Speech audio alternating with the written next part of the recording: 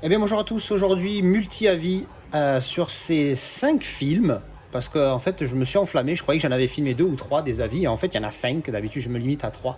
Mais du coup ouais, 5 films, et il y a du lourd et du moins lourd, mais il y a du bon dans ces films-là, donc je vous balance les reviews de chaque film, comme d'habitude, j'ai filmé ça juste après leur visionnage pour être à chaud, vous donner mon avis sur chacun de ces films et de sa qualité. Allez, c'est parti. Alors je viens de terminer Unforgiven, avec Clint Eastwood. Alors, je l'ai racheté parce que j'en ai entendu beaucoup parler il y a un petit moment, et donc je me suis dit, bon, ben, on va se le reprendre, et je l'avais mis de côté dans ma pile de films que j'ai acheté à voir, hein, on en a tous. Et aujourd'hui, dans le Discord, il y a Alcor qui a voulu qui disait qu'il allait le regarder, alors je me suis dit, tiens, ben, allez, vas-y, moi aussi je vais faire la même, je vais le regarder. Et donc je viens de le finir. Alors les mecs sont tous hypés leur race avec ce film. La manière dont ils en parlent, c'est en mode genre chef-d'œuvre et tout. Alors calmez-vous, je l'ai pas détesté. Je vous vois arriver. Ah, tout le monde l'a aimé, alors il va pas l'aimer. Non, non, je l'ai pas détesté. C'est un bon film, voire très bon film. Par contre, j'ai pas été aussi hypé que tout le monde. Oui, c'est un bon film, mais non, c'est pas un chef-d'œuvre. Il m'a bien diverti, c'est un super film, il y a un acting de malade. Là par contre, en même temps, il y a les acteurs, avec Clint Eastwood, Gene Hackman, Morgan Freeman et Richard Harris. Richard Harris que j'aime beaucoup dans Orca, personnellement. Mais ouais, il y a un acting de fou, hein, ça, il n'y a rien à chier. Hein. Mais voilà, le film est très bon, je vais mettre un 7. C'est un petit 7 pour moi, parce que je trouve le film bien, mais c'est pas non plus la folie. Après, c'est vrai que rien que l'acting, t'as envie de lui mettre un point de plus, parce que waouh, il n'y a que des purs acteurs. Je sais pas, Clint Eastwood et Morgan Freeman, pour moi, c'est déjà... et Gene Hackman, j'ai un petit faible pour cet acteur, il est très très fort, je le trouve très bon.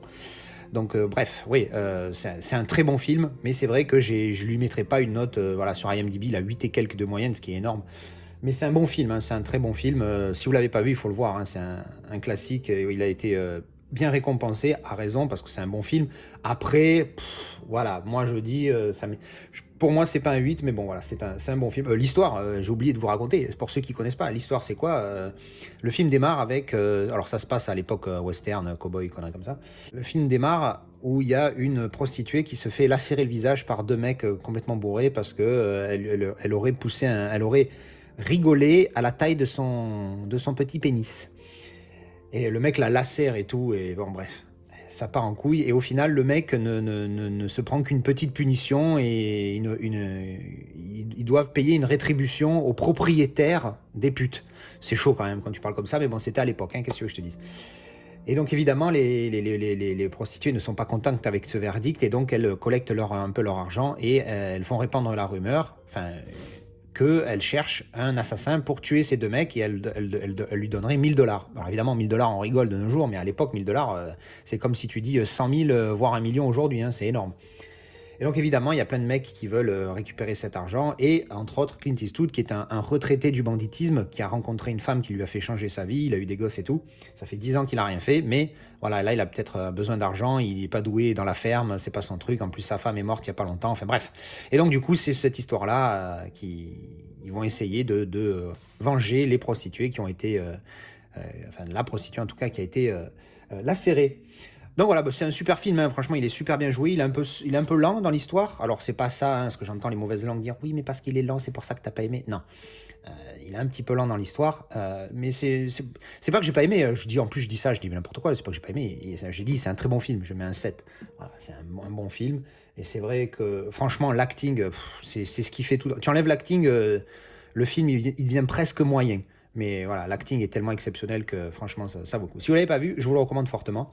Un petit mot, vite fait sur la qualité. Qualité Blu-ray standard, franchement, il est bon. C'est un film de 92. Il est un chouïa granuleux, mais granuleux Blu-ray. Je m'explique un petit peu. C'est-à-dire que le granuleux Blu-ray qualité 2K, c'est pas le granuleux 4K. Le granuleux 4K où il y a le grain pur de la pellicule qui est horrible et qui des fois gigote et tout, suivant les réglages de votre téléviseur, il est juste horrible. Alors que là, c'est granuleux Blu-ray, il est moins fort, il est légèrement visible, mais franchement pas gênant. Hein. Vous savez à quel point je déteste le grain. Franchement, c'est pas bien grave. Donc très bonne facture, pas énorme, mais très bonne facture. Je sais qu'il existe en 4K. Je sais que j'ai des gars dans le Discord qui l'ont en 4K. Je crois Jocelyn l'a vu en 4K il y a pas longtemps, donc j'ai pas demandé son avis. Mais personnellement, n'étant pas un film que j'ai sur-liké, je ne vais pas investir dans le 4K, je pense, sauf si je tombe sur un truc vraiment pas cher, mais bon, bref. Le 4K peut-être peut amener un petit peu au niveau du HDR, après, niveau piqué, grain, je pense pas qu'il apporte énorme. Donc voilà. Bien voilà, c'était mon avis pour Unforgiven. Alors, je viens de finir de regarder Monster Calls. Quel film émotionnel. J'avoue que j'ai eu ma petite larmichette sur la fin. C'est un film qui est tout dans l'émotion. Il est costaud. Il est costaud émotionnellement. Il y avait longtemps que j'avais pas vu un film qui te fait passer par différentes émotions comme ça. Je vais pas le classer dans les grands films, mais c'est un très bon film qui est très bien joué par tous les acteurs qui sont dedans. Donc il y a Felicity Jones qui joue dans le Rogue One, Liam Neeson qui joue la voix du monstre, et Sigourney Weaver qui est la grand-mère du petit garçon, qui je crois lui c'est Lewis McDougall, je crois, le petit garçon, parce qu'il y a un autre acteur connu dedans, mais je sais plus c'est lui. Enfin bref, c'est pas ça. C'est bien joué, hein, le gamin joue pas mal dedans. Pour ceux qui connaissent pas l'histoire, enfin je sais pas, j'arrive pas. J'ai réfléchi 2-3 minutes juste avant de commencer cette review en me disant mais merde, comment je vais expliquer l'histoire sans spoiler. Grosso modo, le garçon il fait des cauchemars dans lequel à un moment donné il rencontre ce monstre qui est en fait un arbre qui se transforme en espèce de monstre donc, et qui se manifeste dès qu'il a une émotion forte, on va dire. Et en gros, ces cauchemars sont des grosses émotions pour lui, puisqu'à chaque fois il y voit perdre quelqu'un. Alors on assume que c'est sa mère au début parce qu'on voit pas trop, on voit juste qu'il tient quelqu'un qui est en train de tomber, il le tient par la main et la main à un moment donné lâche, et on voit bien que c'est une main de femme, et vu que sa mère est malade, on assume que c'est sa mère. Alors après, est-ce que c'est sa mère ou pas, je vous laisse découvrir dans le film. Mais donc en fait, grosso modo, le film c'est l'histoire de ce gamin qui vit, parce que faut savoir que sa mère est malade, elle a une maladie grave, alors on assume que c'est genre un truc très grave, genre cancer, un truc chaud. Et grosso modo, ce film, c'est l'histoire de ce gamin qui vit, à son âge, comment il vit la maladie de sa mère et tous les troubles qu'on a quand on est un gamin. On passe toujours par des moments de merde quand on est gosse. En plus, il y a des bullies, comment on dit déjà, là, des grands costauds qui emmerdent les plus faibles qu'eux là, à l'école, je sais plus comment on dit en français. Et j'arrive pas à décrire plus ce film-là, je suis désolé, mais c'est un film qui m'a bien surpris, et je vous dis émotionnellement il est costaud, hein, j'en suis encore tout ému. Et non, ouais, c'est chaud. C'est chaud parce il te fait passer par des émotions de malade, et c'est une belle leçon de vie, j'ai envie de dire. Donc j'hésite, c'est un très bon 7,5. Ça flirte avec le 8. Mais non, ouais, c'est un bon 7,5. Je vais mettre 7 sur IMDb, 7,5, la vraie note. Alors ne vous attendez pas à voir des combats genre Godzilla versus Kong, hein. Le Monster, c'est pas du tout ça, hein. Ça n'a rien à voir. Mais c'est un très bon film, franchement. Si vous l'avez jamais vu, je le recommande. Alors en français, le titre c'est Quelques minutes après minuit. Titre de merde comme d'habitude, mais bon, on n'en est plus là. Franchement, oui, je vous le recommande fortement si vous l'avez jamais vu. Niveau qualité, parce que voilà, j'en parle aussi à chaque fois. Alors c'est comme vous voyez, c'est du Blu-ray simple. Il est très propre. Voilà, RAS. Il est nickel. Il fait partie des bons Blu-ray. Il n'est pas exceptionnel, c'est pas un Miss Peregrines, mais c'est un très bon Blu-ray. La qualité d'image, elle est vraiment propre. Il y a un chouïa, il est chouïa granuleux, mais c'est vraiment histoire de dire quelque chose, parce que ça m'a vraiment pas gêné. Donc ouais, non, il est de très bonne facture. Le son aussi, ça envoie pas mal, parce que quand le monstre se réveille, les enceintes, votre caisson de grave va pas mal faire du bruit. Non, ouais, c'est voilà, un bon film, un bon Blu-ray, je vous le recommande, un très solide 7 pour celui-là qui flirte avec les 8. Et voilà. Alors, je viens de terminer It Comes at Night avec lui là. Ça, je savais que j'allais oublier son nom. C'est celui qui joue dans Warriors avec Tom Hardy. Comment il s'appelle déjà, celui qui joue son frère de Tom Hardy dans Warriors? Ah, bon bref, lui. Alors, je sais plus pourquoi je me suis procuré ce film, certainement parce que je l'ai vu, j'ai acheté un truc à quelqu'un, je me rappelle plus dans mes déballages, vous l'avez dû le voir. Bref, alors, l'histoire du film, qu'est-ce que c'est? Ça démarre où on voit une personne âgée, la première image c'est ça, qui est malade apparemment, mais genre pas beau, tu vois, genre avec des pustules et tout, enfin moche. Et au final, on se rend compte que c'est une famille, donc le père, la mère, le fils et le grand-père. Et le grand-père, c'est la personne malade et qui est en phase terminale apparemment. Et le père de famille l'a fini. Il l'achève, le fout dans un trou, il lui fout le feu. Et tu comprends très vite qu'en fait, il y a une espèce d'épidémie plus ou moins mondiale, on ne sait pas, parce qu'en fait, on est dans une maison qui est reclue dans la forêt, donc c'est vraiment éloigné de tout. Et donc ils vivent là, et on voit bien, c'est barricadé, les murs et tout. Alors tout de suite, première idée que je me suis fait en regardant le film, je me suis dit, c'est des zombies. Voilà, il y a une attaque de zombies et tout, donc ils se protègent, ils se barricadent, et ils essayent de ne pas se contaminer. Tu sais, ils portent des masques, alors des vrais masques, hein. C'est genre le masque qui t'empêche d'être contaminé, pas les merdes qu'on nous force à porter depuis 1 an et demi. Enfin bon, bref, ça c'est une parenthèse. Ils ont des gants et tout, enfin bref. Et tu sens que ben voilà, l'atmosphère est assez pesante. Et puis bon, le titre du film, It Comes at Night, ça vient la nuit. Tu te dis, qu'est-ce que c'est qui vient la nuit, nom de Dieu? Et apparemment, tu comprends d'entrée qu'ils ne sortent pas la nuit. Sauf qu'à un moment donné, ils se réveillent dans la nuit en catastrophe et il y a quelqu'un qui essaye de break in, de rentrer de force. Et en fait, cette personne-là, il la capture et après, il parle avec elle. Ils disent, et le mec explique, oui, ben voilà, moi je suis avec ma famille aussi, j'essaie de trouver des vivres et tout. Et après, ben, au final, ils acceptent cette famille-là avec eux chez eux, ben, pour s'entraider, tu vois. Et après, c'est l'histoire de ça. Alors après, je peux pas en dire plus parce qu'après, ça va spoiler. Mais le long du film, je l'ai trouvé bien. J'ai trouvé l'ambiance pesante et j'ai été accroché à l'histoire. Je me suis dit putain, qu'est-ce qui va se passer? C'est chaud. L'atmosphère, elle est vraiment pesante. Pour le coup, c'est pas une façon de parler. L'atmosphère était vraiment pesante. La musique, elle est là, mais elle est très légère en fond, juste histoire de te garder cette atmosphère très pesante. Mais tu es là, tu dis merde, qu'est-ce qui se passe? Et tu attends à tout moment qu'il y ait un truc qui se passe. Tu te rends compte que le fils, donc de lui et sa femme, fait beaucoup de cauchemars, on va dire plus ou moins. Ça a l'air d'être prémonitoire, pardon. Je vous dis pas si c'est vrai ou pas. En tout cas, c'est l'impression que j'ai eue, que ses rêves étaient prémonitoires. Après, encore une fois, c'est pas un spoil, hein, je vous dis, c'est ce que j'ai ressenti au début du film. Après, je vous dis, est-ce que c'est vrai ou pas, vous le verrez en regardant le film.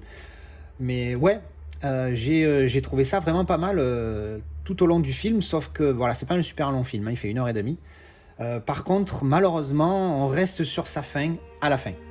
Moi, si vous voulez, alors encore une fois, je vais essayer de pas spoiler, la fin m'a déçu. Alors après, c'est vrai que tu restes un peu, t'as pas les réponses que tu veux. Il y a des films qui sont comme ça plaît à certains. Moi, j'avoue que je suis pas fan, je suis assez classique pour le coup là-dessus. Moi, j'aime bien avoir une explication. Ou alors un semblant d'explication ou quelque chose. Donc là, je viens de faire un cut normalement très brutal parce que je me suis rendu compte que j'avais spoilé la fin pas beau. Donc je vais recommencer. Par rapport à la fin, justement, moi j'étais un petit peu déçu parce que il me manque quelque chose à la fin. Voilà. Je ne vais pas en dire plus encore une fois parce que j'ai pas envie de spoiler. Mais voilà, à la fin, il me manque quelque chose. Mais il y a des films comme ça où c'est plus basé sur comment ça se passe que forcément le résultat. Voilà. Donc il est intéressant, à voir. Je sais pas encore si je le garde ou pas. Je sens que je navigue entre 4 et 6 en fait. 4, 5 ou 6, je sais pas trop quoi lui mettre. 6, je trouve que c'est un peu trop. 4, je trouve que c'est pas assez. Donc du coup, ça serait 5, mais même 5, je sais pas, tu vois, je navigue entre les deux. J'arrive pas à me dire s'il vaut plus ou moins que 5. Parce qu'en fait, c'est pas 5, c'est soit un 4 parce qu'il m'a déçu, soit un 6 parce que finalement, il est bien. Donc voilà, j'ai le cul entre deux chaises, je vais y réfléchir un peu, mais voilà, plus ou moins 5, on va dire. Voilà. Donc bon, ça c'était pour le film. Ensuite, la qualité. Alors, qualité moyenne, on va dire. Voilà, il y a certains plans qui sont pas mal, qui sont très propres, genre les plans gros plans, ils sont vraiment nickel. Alors évidemment, on est loin du 4K, mais ça reste très très très propre. C'est du bon Blu-ray. Par contre, il y a certains angles, certains shots qui sont faits où on voit quand même pas mal de grains. Alors du grain Blu-ray, moins gênant que le grain 4K, mais quand même du grain.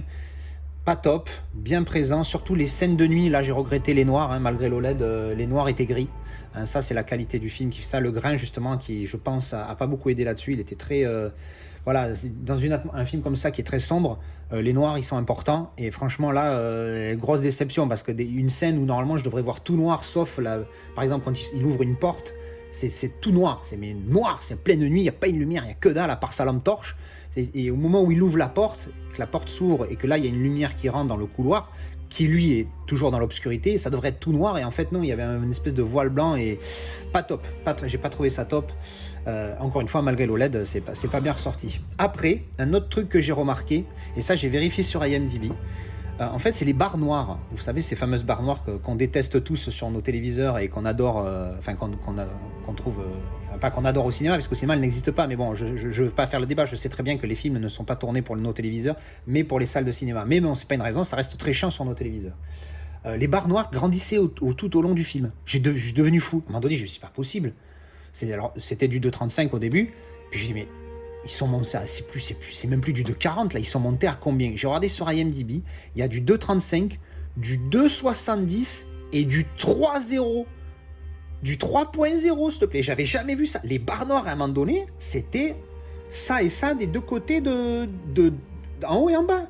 J'ai dit, mais arrêtez, bientôt on voit plus rien. Alors, c'est Some Scenes, il y a écrit sur IMDb, mais bon, je l'ai quand même remarqué pas mal, surtout sur la fin du film. Il y a des barrasses comme ça, qu'est-ce qui se passe? Enfin bref. Donc voilà, c'était mon avis sur It Comes at Night. Alors je viens de terminer 3 Billboards Outside Ebbing, Missouri. Holy moly! Je me suis régalé. Hein. Alors ça, c'est génial. Alors, vite fait pour vous dire l'histoire avant de parler un peu du film. Grosso modo, c'est l'histoire d'une mère de famille qui a sa fille qui a été violée et tuée. Et en fait, après 7 mois de l'accident, si on peut appeler ça un accident, il n'y a toujours pas de résultat de l'enquête de police. Et donc elle pète un câble et en fait elle rachète 3 panneaux, billboards, c'est les panneaux publicitaires, c'est les gros panneaux publicitaires comme on peut voir sur le steelbook ici. Donc elle rachète 3 panneaux sur lesquels elle écrit raped while dying, donc violée pendant qu'elle était en train de mourir, and still no arrests, point d'interrogation, et toujours pas d'arrestation à la fin, how come Chief Wilborg. Et comment ça se fait, chef Wilborg, alors je dois mal prononcer son nom, mais en gros elle dit qu'est-ce qui se passe en fait, et elle fait ça histoire de booster les flics alors évidemment vous vous doutez bien que ça booste pas grand chose. Au contraire, ça crée un climat de tension dans la ville et tout, mais bon, la mère elle est désespérée, elle fait ce qu'elle peut.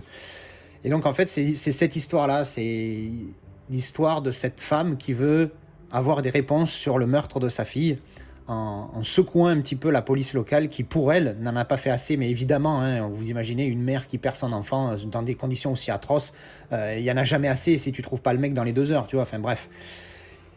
Mais voilà, maintenant je vais parler du film, je veux dire de mon avis du film. Pourquoi je me suis régalé? Parce que ce film-là te fait passer dans toutes les émotions.